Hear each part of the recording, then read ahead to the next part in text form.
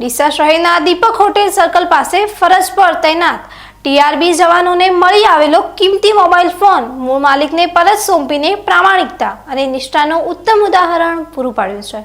Traffic police અને TRB જવાનોની આ સરાહનીય કામગીરીથી સમગ્ર ડીસા શહેરમાં તેમની ભારે પ્રશંસા થઈ રહી છે। ડીસા શહેરના વ્યસ્ત ગણાતા ટીપક હોટેલ સર્કલ પાસે ટ્રાફિક નિયંત્રણની ફરજ બજાવી રહેલા ટીઆરબી જવાન જાદવ રોહિતકુમાર ગણપતભાઈ, રાજપૂત ચંદ્રેશકુમાર ઉદયસિંહ અને પરમાર નરેશભાઈ રમેશભાઈને રસ્તા પરથી એક કિંમતી વિવો કંપનીનો મોબાઈલ ફોન મળી આવ્યો હતો। મોબાઈલ ફોન મળતા જ ત્રણેય જવાનોએ પોતાની નૈતિક ફરજ સમજીને તેના મૂળ માલિકને શોધવાની કવાયત હાથ ધરી હતી। તેમણે ત્વરિત અને જવાબદારીપૂર્વક તપાસ શરૂ કરતા માલુમ પડ્યું હતું કે આ મોબાઈલ ફોન ડીસાના ઇન્દ્રપ્રસ્થ નગરમાં રહેતા પ્રવીણકુમાર હરિરામ ગેહલોતનો ખોવાઈ ગયો હતો।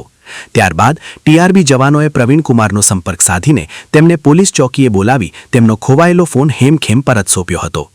અચાનક ખોવાયેલો કિંમતી મોબાઈલ સુરક્ષિત રીતે પરત મળતા પ્રવીણકુમારે રાહતનો શ્વાસ લીધો હતો અને ટીઆરબી જવાનોની પ્રામાણિકતા તેમજ સેવાભાવને બિરદાવ્યા હતા। ડીસા ટ્રાફિક પોલીસ અને ટીઆરબી જવાનો માત્ર રસ્તા પર વાહન વ્યવહારનું નિયમન જ નથી કરતા, પરંતુ નાગરિકોની કિંમતી ચીજવસ્તુઓ સાચવીને પરત પહોંચાડીને લોકસેવાનું ઉત્કૃષ્ટ કાર્ય પણ કરી રહ્યા છે। જવાનોની આ નિષ્ઠાવાન કામગીરીના કારણે પોલીસ તંત્રની છબી વધુ ઉજ્જવળ બની છે। ડીસાના ટ્રાફિક પોલીસોની બહુ સરાહનીય કામકાજની ખૂબ પ્રશંસા કરીએ છીએ। એમને મારો ખોવાઈ ગયેલ મોબાઈલ, હું બજાર કામે જતો હતો, ખિસ્સામાંથી પડી ગયેલ અને તે એમને મને સુપ્રત કરી અને બહુ પ્રસન્ન અને બહુ સરસ કામ કરેલ છે અને એમને ખૂબ ખૂબ આભાર પાઠવું છું। શું નામ દાદા તમારું? પ્રવીણકુમાર હરિરામ ગેહલોત। એટલે કયોથી તમારો મોબાઈલ કયો પડ્યો હતો?